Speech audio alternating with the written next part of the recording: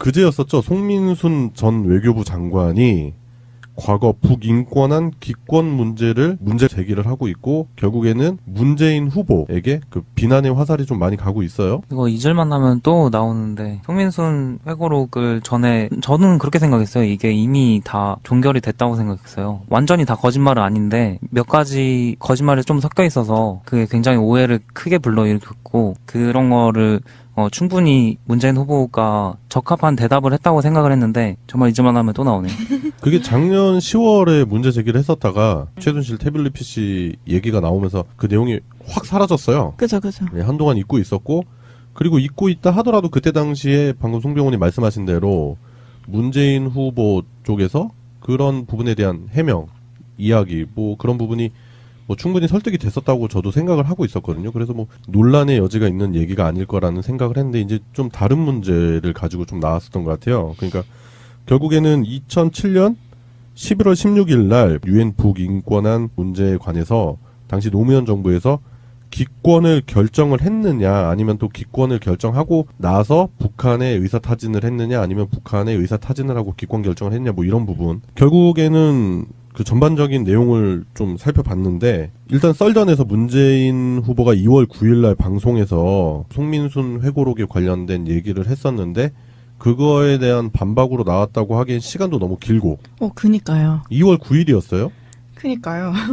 지금 2달이 훌쩍 넘어가는 시간인데 그 사이에서는 왜 반박을 하지 않고 한창 대선 후보들이 치열하게 경쟁을 하고 있는 시간에 이 얘기가 나왔으며 그리고 며칠 전에 2차 토론에서 주적관 관련해가지고 그쪽에서 문제 제기를 막 하잖아요? 뭐 주적관이 뭐 제대로 확립이 안 된 후보다 그쵸. 막 이런 식으로 공격을 하고 그 얘기가 나온 다음에 북한에 관련된 과거 참여정부의 뭐 실이다 이러면서 그 중심에는 당시 민정수석이었던 문재인 후보가 있었다.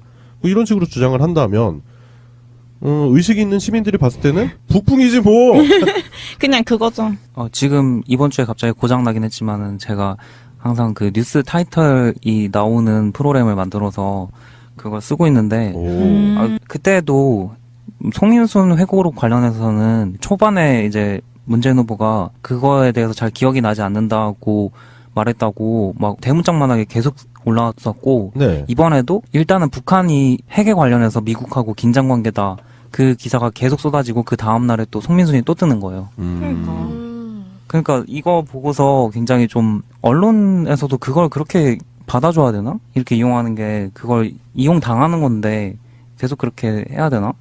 그런 생각이 들었어요. 그렇죠. 그리고 사실 이게 정말 송민순이 이야기하는 대로 진짜라면 본인도 자유로울 수 없는 거 아닌가요? 전 외교부 장관이었잖아요. 그렇죠. 본인은 장관직에 있으면서 이런 일 그냥 그대로 목도했다고 한다면 사실은 가장 욕먹어야 할 사람은 그 사람일 수도 있죠. 그것도 그렇고 아까 병훈님 말씀하신 것처럼 지금 국민들이 가장 중요하게 생각하고 있고 아니 뭐 중요하지 않다는 건 아닌데 지금 집중해서 살펴보고 있는 사안이 경제가 50% 정도? 라고 해요. 그 흥미도에 있어서. 근데 거기에 대고 계속 송민순 같은 사람이 나와서 이런 식으로 어그로를 끄니까 보는 입장에선 짜증도 나겠죠. 좀 확실하게 좀 아닌 것 같은 상황인 것 같은데 왜 계속해서 이런 글이 계속 올라올까? 송 전 장관이 자꾸 이 문제를 색깔론이나 정치 이념으로 보지 말고 판단력과 진실성 두 가지 측면에서 봐달라 주장을 하고 있는 것도 짜증나고 그럴 거는 이 시기에 얘기를 하지 말았어야지. 그리고 그거를 얘기한다던데 그러니까 역시 거짓말하는 후보 안 된다. 거짓말은 안 된다. 그게 그러니까 판단력하고 그런 진실성을 자꾸 공격을 하는 게 문재인 후보가 그거에 대해서 기억나지 않는다고 했다는 거예요. 근데 나중에 가서 또 기억난다고 그러면서 얘기를 했는데 그거가 그 전에 기억나지 않는다고 얘기했기 때문에 다 거짓말이라는 거예요. 그 기억나지 않는다는 게 정확하게 다시 찾아보면은 자기가 정확하게 무슨 말을 했는지는 기억이 안 난다는 거예요. 자기가 무슨 입장이었다는 건 기억이 나는데 그 정확하게 뭐라고 말했는지는 잘 기억이 안 난다는 건데 그쵸. 그거를 완전 앞뒤로 뒤바꿔가지고 크게 막 대문짝만하게 쓰고 그걸 자기 친들 주장에 이용하니까 좀 그랬어요. 그러니까 문재인 후보가 당시에 바로 해명을 했다고 친다 하더라도 그 말을 언론에서 곧대로 받아들이고 이렇게 실어줬겠느냐 그런 의문도 들어요. 방금 송병호님 말씀하신 것도 맞는 게 본인의 입장에 대해서는 기억을 하지만 정확한 워딩에 대해서는 기억 못할 수 있습니다. 10년 전에 있었던 일이기 때문에 그 처음에 기억이 나지 않는다. 그러고 나서 기억이 나서 그 얘기를 했다고 해서 그게 거짓말이다. 그렇게 주장하는 것도 억지 논리 아닐까요? 그죠. 입장 얘기는 계속 해왔는데, 아니, 그러면 저번 주에 방송 주제는 기억나는데 뭐라 했는지 기억 안 나거든요. 이런 거 가지고 얘기를 해야 되나요, 굳이? 그리고 그 입장 문제는 진짜로 그냥 입장이잖아요. 되게 미묘한 거였잖아요. 똑같은 사건이 일어난 거는 다들 인정을 하는데 거기서 약간 이런 뉘앙스였다. 아니면은 완전히 뭐 얘기가 끝나는 것 같았다라든지 그런 게 다 입장 문제인데 그러니까 그걸로 말이 애매하니까 진실성 얘기하는 거 아닐까요? 자신이 한 모든 발언을 다 기록해 놓는 컴퓨터 얘기를 바라는 것 같은데 인공지능은 차라리 뻗지. 자신이 언제 어디서 무엇을 어떻게 이야기를 했었다라고 기억하는 사람이 세상 천지 어디 있습니까? 애초에 뭐 이렇게 설정해놓고 그러니까요. 나는 결론을 설정해놓고 물어봐서 몰아가게 하는 것이죠. 그니까요. 오죽하면 페이스북에 1년 전에 내가 무슨 말 했는지 뜨는 기능이 있겠어요. 맞아. 깜짝깜짝 놀라잖아. 어머, 1년 전에 이런 일이? 그래 일단은 뭐 송민순 전 장관이 중앙일보 인터뷰에서 자신은 결의안에 찬성을 하겠다고 했었고 그 내용을 살펴보자면 유엔에서 외교부가 북한 측과 접촉한 내용을 보니 그쪽은 우리가 인권 결의안에 찬성하는 것에 반대는 하나 그렇다고 극렬하게 반발하는 것은 아니었다라고 얘기를 했대요. 그럼 결국에는 송민순 전 장관이 이끌었던 당시 외교부도 북한 측과 접촉을 했다라는 얘기잖아요. 그렇잖아요. 그니까. 그래가지고 북한의 반응을 보고 외교부도 결국엔 찬성 입장을 정리한 거라는 얘기인데 그러면서 이제 결국에는 몰아가는 거는 문재인이 북한의 재가를 받았느냐. 그러니까요. 뭐 문재인이 뭐 지금 그럼 간첩이냐 이 소린가요 지금? 그렇죠. 그러니까 이게 2012년 대선에 있었던 NLL 그거의 재판이에요. 제가 봤을 때는 딱 지금 시기도 그때랑 비슷하고 그 송민순 전 장관이 당시 외교부 장관으로서 찬성 입장을 낼 수 있는 거예요. 충분히. 그죠. 네, 외교부 장관이니까 자기가 외교부 장관으로서 판단을 했을 때는 찬성 입장을 내도 괜찮다라고 얘기하는 거고 당시에 남북 정상회담 직후였었고 후속 대화에 관한 논의가 있었던 상황이기 때문에 유엔 인권 결의안을 찬성을 해서 굳이 북한을 자극할 필요가 없었던 청와대라든지 그다음에 통일부 그다음에 국정원 쪽에서는 다양한 채널을 통해서 정보를 입수를 하고 그걸 통해서 그리고 반대한 것도 아니에요. 기권했어요. 유엔 인권 결의안 반대했어봐 난리 났어요. 반대한 건 아니고 기권을 했잖아요. 그러니까 전략적 모호성인가? 그건 되게 필요한 부분 아닌가요? 그렇죠. 왜냐면은 봐봐요. 국민의 정부, 참여정부가 긴장을 없애고 남북 평화를 통한 통일 그런 걸 통해서 한민족이 잘 먹고 잘 살자 그거 아니에요. 결국 우리 민족 그리고 우리 민족의 일은 우리 민족이 해결하자 그런 뜻 아니겠습니까? 남북 정상회담이 자꾸 외세에 의존하지 말고 남북 정상들이 만나서 진실로서 남북 평화에 대해서 회담을 하자는 그런 상황이었는데 거기서 굳이 유엔 인권 결의안에 찬성을 해서 그 기껏 만들어놓은 공든탑을 무너뜨리고 싶지 않은 거는 당시 정권이라면은 불가피한 선택이 아니었을까라는 생각이 드는데요. 증거로 내미는 문서 있잖아요. 네. 그 문서 가지고 지금 얘기가 계속 되고 있던데 거기서 뭐 남측이 반공화국 세력들의 인권 결의안에 찬성하는 것은 북남 선언에 대한 공공연한 위반으로 어떠한 이유로도 전달될 수 없다. 막 이런 식의 그 문건이 있잖아요. 북한 측에서 얘기를 한 것을 정리한 문서다. 네. 근데 그것도 일단은 맞는 말이잖아요. 일단은 잘 대화를 해보려는 상황에서 그쪽에서 그렇게 얘기할 수 있는 거잖아요. 북한이. 그리고 북한 애들은 원래 말이나 문서가 좀 험악해. 그러니까 네. 나는 이거 읽으면서 문제가 되는 것도 딱히 없는데 이렇게 계속 문제를 삼아서 굳이 이 시기에 나는 안 했으면 좋겠어. 제발 다들. 이 문제를 깊게 생각을 좀 하다 보면은 그리고 굉장히 좀 가슴이 아픈 게 뭐냐면요. 이 문제가 만약에 노무현 전 대통령이 살아 계셨다면은 이 문제에 대해서 명확하게 딱 명쾌한 해설을 쫙 해주셨을 거 아니에요. 그렇죠. 근데 그분의 빈자리를 계속 느끼게 만드는 거죠. 맞아. 우리 가슴을 굉장히 아프게 만들어요. 그러니까 얼마나 송민순이 쪼다임을 알 수 있는 그 대목이라고 할 수 있는 거죠. 아우, 시원해. 말할 사람이 없으니까 네. 막 무슨 회고록이니 뭐니 빙하는 움직인다. 난 그거 서점에서 꼴 보기도 싫어.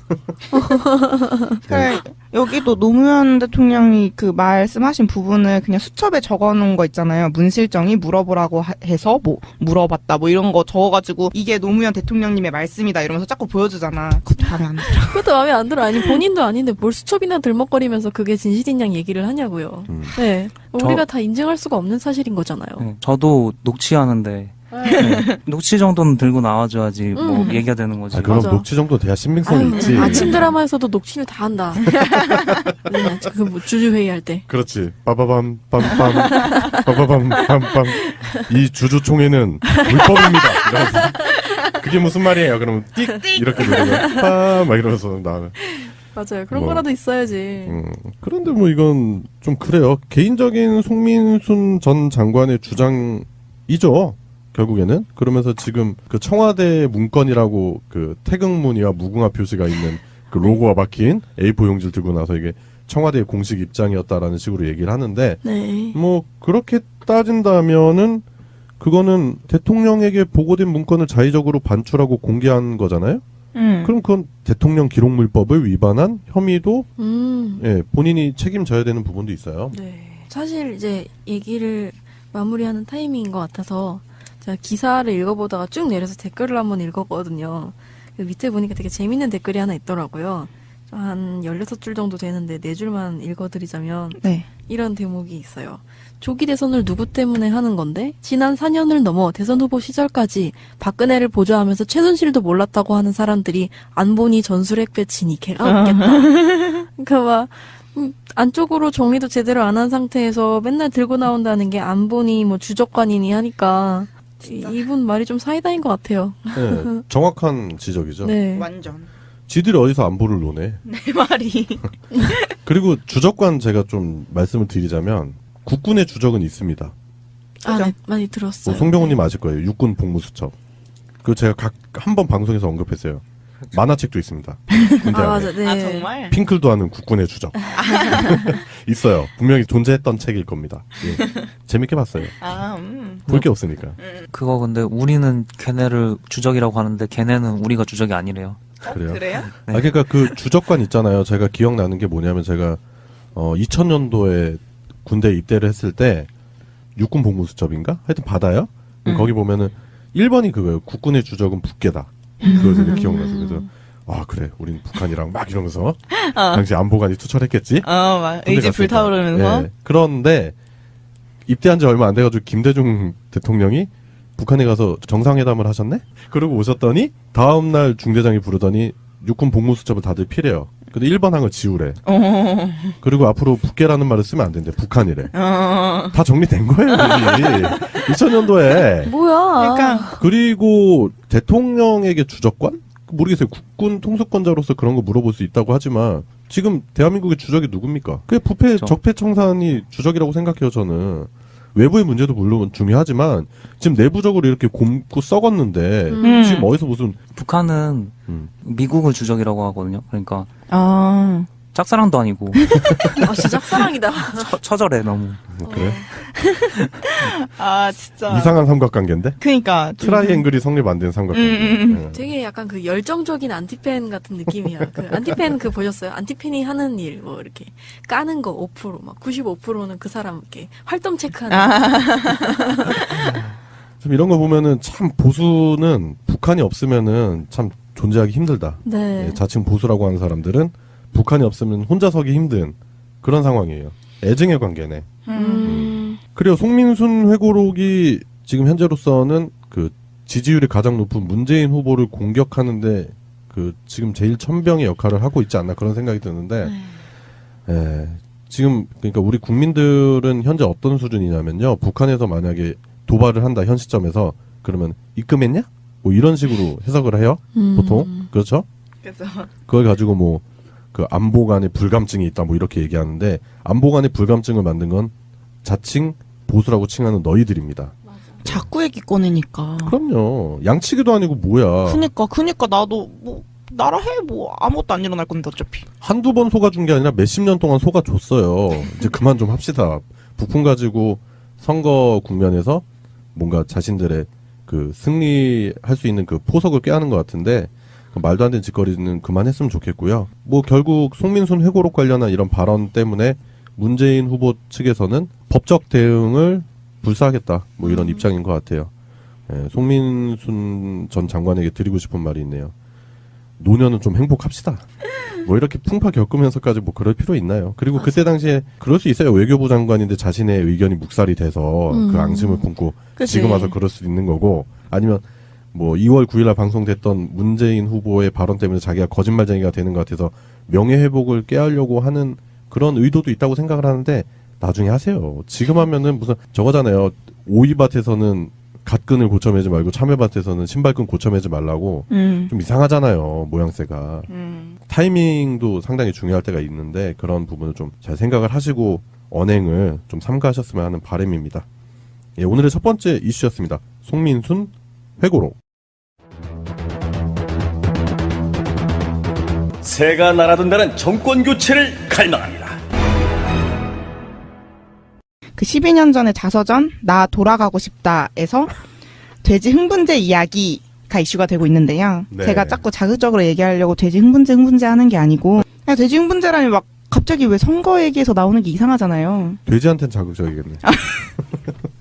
네, 근데 제가 그렇게 얘기하는 게 아니고 그 네. 본인이 쓰고 본인이 검수한 그 책의 제목을 자기가 돼지 흥분제 이야기라고 얘기를 했어요. 네, 그래도 나와 있는 책이잖아요. 본인이 네, 쓴 나와 있는 책. 책에 네. 나와 있는 챕터 소제목이에요. 네. 그리고 심지어 그 킬링 파트가 이 이야기가 어떤 챕터 안에 들어갈 거 아니에요, 단편이. 네. 그 챕터 제목이 뭔지 아세요? 뭔데요? 꿈꾸는 로맨티스트. 이 얘기가 꿈꾸는 로맨티스트 파트에 있던 얘기라는 점 생각해 주시고요. 이 사람이 네. 얼마나 그릇된 생각을 가지고 있는지, 이게 네. 얼마나 로맨틱한 이야기인지 한번 들어볼게요. 그래서 간략하게 얘기를 하면 책에 나와 있던 문장을 거의 그대로 얘기할게요. 대학교 1학년 때 하숙집에서의 일이다.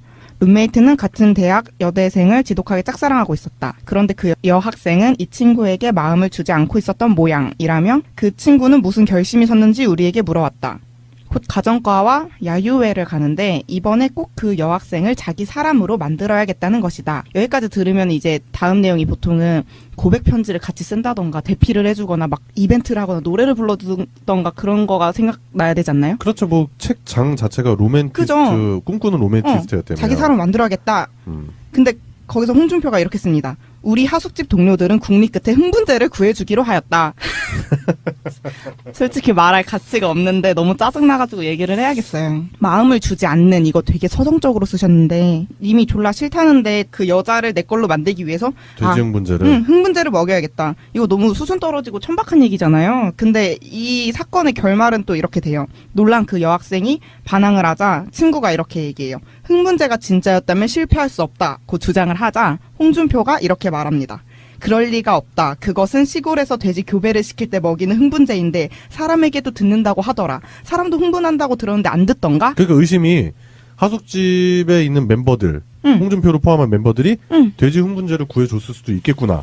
그리고 아까 친구와의 대화에서도 보면은 그 홍준표가 돼지 흥분제를 구해준 걸로 의심이 될 수도 있는 거잖아요. 본인이 그렇게 그 돼지 흥분제에 대해서 믿음이 있었다는 듯이 표현을 한 거잖아요. 근데 여기서 듣는 건 당연하고 거기 뒤에 쓴 글 보면은 확실히 알 수 있어요. 뒤에 그게 나오거든요. 네네. 책의 마지막에 다시는 이런 일에 가담하지 않을 것이다. 이건 정말 큰 잘못이었다. 반성을 한다라는 뉘앙스의 글이 나와요. 뉘앙스라고도 얘기하기가 그래요. 그냥 팩트예요. 그 사람이 그 뒤에 이게 그때는 이렇게 잘못된 일인지 몰랐다. 그래서 네, 젊은 날의 치기였다.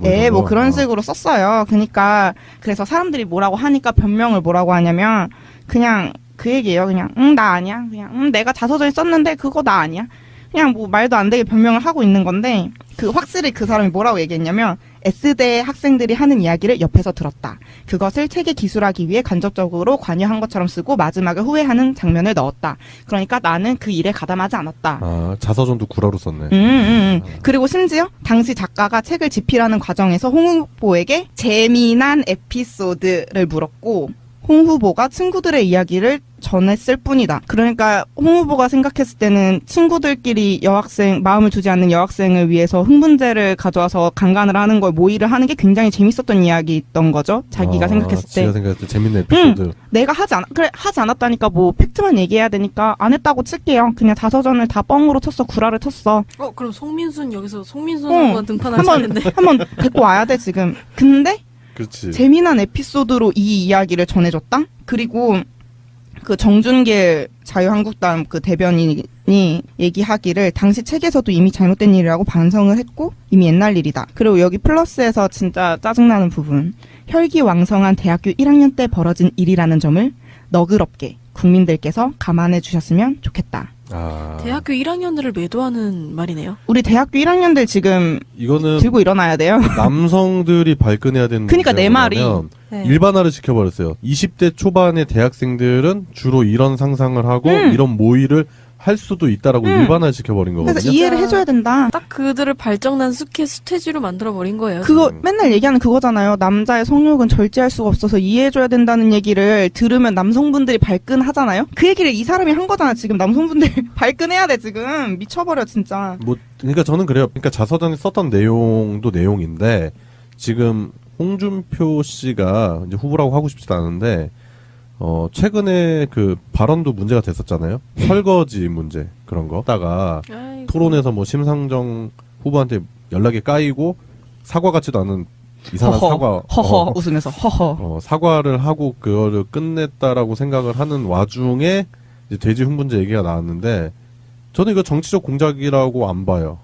아니 지가 썼잖아. 그게 지가 썼잖아. 그럼요. 이거 후보 검증해야 되는 그치, 부분이고. 아까 우리가 처음에 얘기했었던 송민순 회고록이랑은 약간 다른 게 송민순은 남의 얘기를 쓴 걸 가지고 이제 검증을 해야 되는 거기 때문에 어려운데 이건 지가 쓴 거잖아. 자서전에 쓴 거예요. 아니 아니면- 약간 송민순이 뭐 그런 사람 거짓말하는 사람 후보로 안 된다. 응. 자유한국당 어쩔 거야 안 되겠다. 지금. 그러면 홍준표 씨는 대필 작가의 일탈이라고 봐야 되나?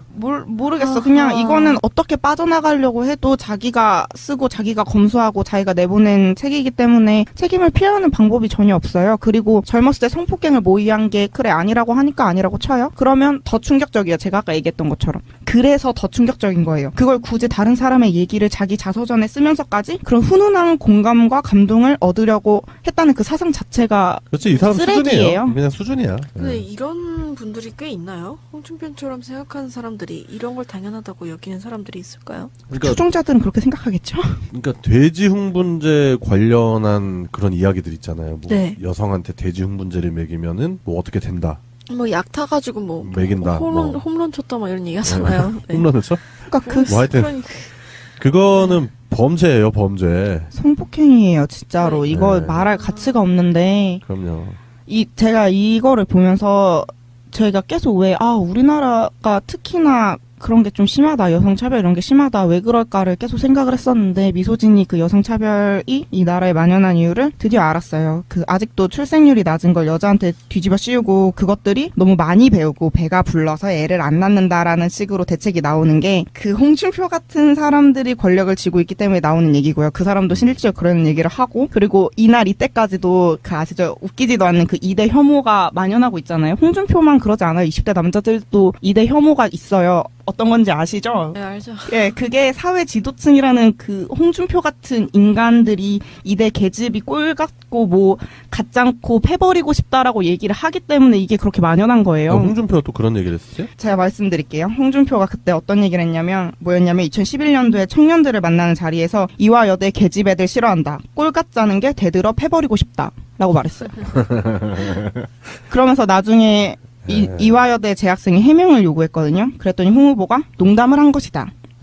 그러면서 자기의 뭐 절절한 경험담을 얘기해요. 첫 미팅에 나온 분이 이대 1학년이었어요. 어느 고등학교 나왔냐고 묻기에 제가 나온 고등학교는 대구의 삼류고등학교였어요. 그 고등학교가 나온 거를 듣자마자 일어서서 나가버렸어요. 그래서 제가 상처를 많이 받았어요. 아, 개인적인 아픔 때문에 그랬다? 그러니까 정리를 잠깐 해드리면은요. 네. 이렇게 하는 이유가 뭔지 아세요 혹시? 그 표를 집결하기 위해서 아닌가요? 그러니까 그게 이런 짓거리 하는 게 왜 표에 직결이 되는지 아세요? 왜 노이즈 그러죠? 마케팅인가요, 이거? 네, 노이즈 마케팅의 일부인데요. 네. 어쨌든 검색량만 많으면은 당선된다. 이런 얘기가 있어요. 그러니까 미국에서도 구글 검색량만 일단 많아지면은 어떤 거짓말을 하든 어떤 자극적인 얘기를 하든 그런 것만 해서 검색량만 많아지면 결국에 결과적으로 당선된다. 이런 이제 미신 같은 게 떠돌아요. 그런데 이제 제가 참고로 확 견져 보면은 이게 사실은 예전에 같은 홍자 들어가는 다른 연예인 있어요. 네, 노홍철. 네, 그 사람이 이제 그 돼지 흥분제를 칵테일에 넣어서 그랬어요? 네, 똑같은 짓을 했다는 거를 자기가 직접 기사로 직접 이제, 말했어요? 글로 했었어요. 썼어요. 있었어요. 심지어 글로 써가지고 맞아. 있었어. 낸 사건이 있었거든요. 그래서 근데 그 사건이랑 완전 판박이에요. 대응하고 했던 일하고 대응까지 다 똑같아요. 와, 그러니까 이 사람이 노리고 한 것 같아요, 저는. 와 미쳐버려 진짜. 네. 거기에서 따와서 노리고 한 것 같아요. 아니 근데 이거는 그냥 이 사건 하나 자체가 그냥 노이즈 마케팅이라고 보기에는 그 사람 머릿속에 사상 자체가 글러먹었어요. 네, 그런 계절씨들 많죠. 그 나경원 의원한테 거울 보고 분칠이나 하는 후보 안 된다. 그리고 그 추미애 의원한테 일하기 싫으면 집에 가서 애나 보든지 배지 떼라. 그리고 그 참여연대 방문한 여기자한테 너 그런 거 왜 물어? 그러다 너 진짜 맞는 수가 있어. 너 나한테 1억이야? 뭐 버릇없이 말이야. 라며. 그 설거지 발언은 뭐 아주 애교 수준인 거고 그냥 이 사람 머릿속 자체가 그냥 쓰레기인 거예요. 그냥 이거는 표로 심판하고 자식으로 할 필요도 없이 사퇴해야 돼요, 진짜로. 이렇게 검증 안 되는 후보밖에 없나 정말로? 노이즈 마케팅 이런 생각밖에 못하는 이런 후보? 지금 홍준표 씨가 했었던 과거의 그런 책에 기술한 내용들. 저는 뭐 그래요. 대선 토론에서도 그렇게 크게 의미 있게 안 봐요. 자꾸 뭔가를 이슈를 자기 쪽으로 네. 포커싱을 좀 당기려고 하는 그런 행동들만 보일 뿐이지 그 사람이 뭐 그렇게 크게 부각될 만한 그리고 한 나라의 지도자 그러니까 정치 지도자로서의 깜냥 그런 건 전혀 없다고 보고 진짜 그때는 분위기가 달랐네, 혈기 완성했네 뭐 이 얘기 하는데 강간은 아직까지 나쁜 거 맞고요. 그리고 자꾸 범죄. 내 말이 그리고 자꾸 막말은 가장 서민적인 말이다. 내 스타일대로 할 거라면서 서민 막 이런 얘기 하지 마세요. 서민 비하하지 마세요, 진짜로. 그 책에 있는 내용으로만 봤을 때는 거의 특수강간죄. 그럼요. 시킬 수 있고요. 네. 예, 그 그리고 수사해야 이거 공소시효가 끝났지만 도덕적 책임은 피할 수 없어요. 발찌 달고 다녀야죠.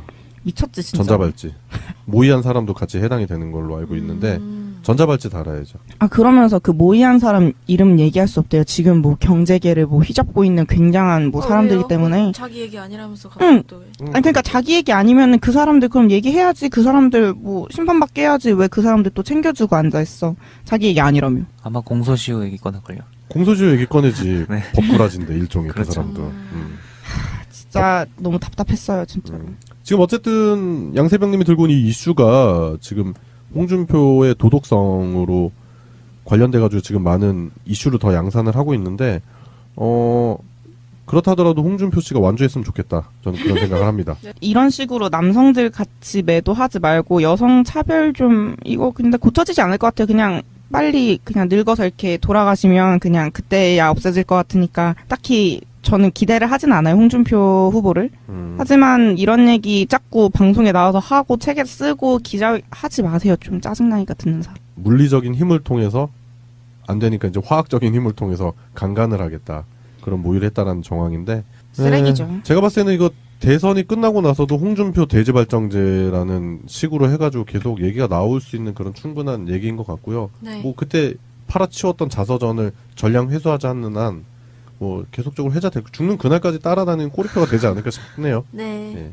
그래야 저는 대선 후보들이 가지고 있어야 되는 가장 큰 덕목 중에 하나가 그게 과거든 현재든 미래든 도덕적인 잣대에 있어서 얼마나 당당한가 그런 부분이라고 생각됐는데 일단 도덕적인 잣대를 넘어선 과거의 행동에 대해서 지금 현재 반성하는 태도도 그렇게 도덕적으로 보이지 않는다 그런 생각이 좀 드네요. 하는 것 같았다라든지 그런 게 다 입장 문제인데 그러니까 그걸로 말이 애매하니까 진실성 얘기하는 거 아닐까요? 자신이 한 모든 발언을 다 기록해 놓는 컴퓨터 얘기를 바라는 것 같은데 인공지능은 차라리 뻗지. 자신이 언제 어디서 무엇을 어떻게 이야기를 했었다라고 기억하는 사람이 세상 천지 어디 있습니까? 애초에 뭐 이렇게 설정해놓고 그니까요. 나는 결론을 설정해놓고 물어봐서 몰아가게 하는 것이죠. 그니까요. 오죽하면 페이스북에 1년 전에 내가 무슨 말 했는지 뜨는 기능이 있겠어요. 맞아. 깜짝깜짝 놀라잖아. 어머 1년 전에 이런 일이? 그래 일단은 뭐 송민순 전 장관이 중앙일보 인터뷰에서 자신은 결의안에 찬성을 하겠다고 했었고 그 내용을 살펴보자면 유엔에서 외교부가 북한 측과 접촉한 내용을 보니 그쪽은 우리가 인권 결의안에 찬성하는 것에 반대는 하나 그렇다고 극렬하게 반발하는 것은 아니었다라고 얘기를 했대요. 그럼 결국에는 송민순 전 장관이 이끌었던 당시 외교부도 북한 측과 접촉을 했다라는 얘기잖아요. 그렇잖아요. 그니까. 그래가지고 북한의 반응을 보고 외교부도 결국엔 찬성 입장을 정리한 거라는 얘기인데 그러면서 이제 결국에는 몰아가는 거는 문재인이 북한의 재가를 받았느냐. 그러니까요, 뭐 문재인이 뭐 지금 그럼 간첩이냐 이 소린가요 지금? 그렇죠. 그러니까 이게 2012년 그제였었죠. 송민순 전 외교부 장관이 과거 북인권한 기권 문제 제기를 하고 있고 결국에는 문재인 후보에게 그 비난의 화살이 좀 많이 가고 있어요. 이거 잊을만 하면 또 나오는데 송민순 회고록을 전에 저는 그렇게 생각했어요. 이게 이미 다 종결이 됐다고 생각했어요. 완전히 다 거짓말은 아닌데 몇 가지 거짓말이 좀 섞여 있어서 그게 굉장히 오해를 크게 불러일으켰고 그런 거를 충분히 문재인 후보가 적합한 대답을 했다고 생각을 했는데 정말 잊을만 하면 또 나오네요. 그게 작년 10월에 문제 제기를 했었다가 최순실 태블릿 PC 얘기가 나오면서 그 내용이 확 사라졌어요. 그죠. 네, 한동안 잊고 있었고 그리고 잊고 있다 하더라도 그때 당시에 방금 송병훈이 말씀하신 대로 문재인 후보 쪽에서 그런 부분에 대한 해명, 이야기 뭐 그런 부분이 뭐 충분히 설득이 됐었다고 저도 생각을 하고 있었거든요. 그래서 뭐 논란의 여지가 있는 얘기가 아닐 거라는 생각을 했는데 이제 좀 다른 문제를 가지고 좀 나왔었던 것 같아요. 그러니까 결국에는 2007년 11월 16일 날 유엔 북인권한 문제에 관해서 당시 노무현 정부에서 기권을 결정을 했느냐 아니면 또 기권을 결정하고 나서 북한의 의사타진을 했느냐 아니면 북한의 의사타진을 하고 기권 결정을 했냐 뭐 이런 부분 결국에는 그 전반적인 내용을 좀 살펴봤는데 일단 썰전에서 문재인 후보가 2월 9일 날 방송에서 송민순 회고록에 관련된 얘기를 했었는데 그거에 대한 반박으로 나왔다고 하기엔 시간도 너무 길고 그니까요. 2월 9일이었어요. 그니까요.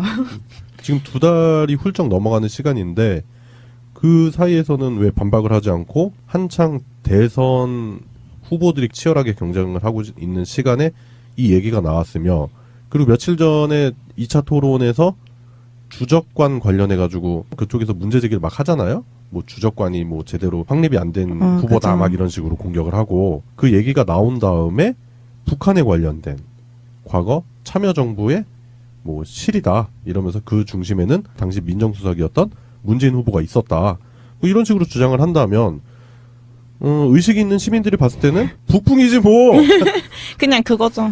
지금 이번 주에 갑자기 고장 나긴 했지만은 제가 항상 그 뉴스 타이틀이 나오는 프로그램을 만들어서 그걸 쓰고 있는데 그때도 송민순 회고록 관련해서는 초반에 이제 문재인 후보가 그거에 대해서 잘 기억이 나지 않는다고 말했다고 막 대문짝만하게 계속 올라왔었고 네. 이번에도 일단은 북한이 핵에 관련해서 미국하고 긴장 관계다 그 기사가 계속 쏟아지고 그 다음날에 또 송민순이 또 뜨는 거예요. 그러니까 이거 보고서 굉장히 좀 언론에서도 그걸 그렇게 받아줘야 되나? 이렇게 이용하는 게 그걸 이용당하는 건데 계속 그렇게 해야 되나? 그런 생각이 들었어요. 그리고 사실 이게 정말 송민순이 이야기하는 대로 진짜라면 본인도 자유로울 수 없는 거 아닌가요? 전 외교부 장관이었잖아요. 그렇죠. 그 본인은 장관직에 있으면서 이런 일 그냥 그대로 목도했다고 한다면 사실은 가장 욕먹어야 할 사람은 그 사람일 수도 있죠. 그것도 그렇고 아까 병훈님 말씀하신 것처럼 지금 국민들이 가장 중요하게 생각하고 있고 아니 뭐 중요하지 않다는 건 아닌데 지금 집중해서 살펴보고 있는 사안이 경제가 50% 정도?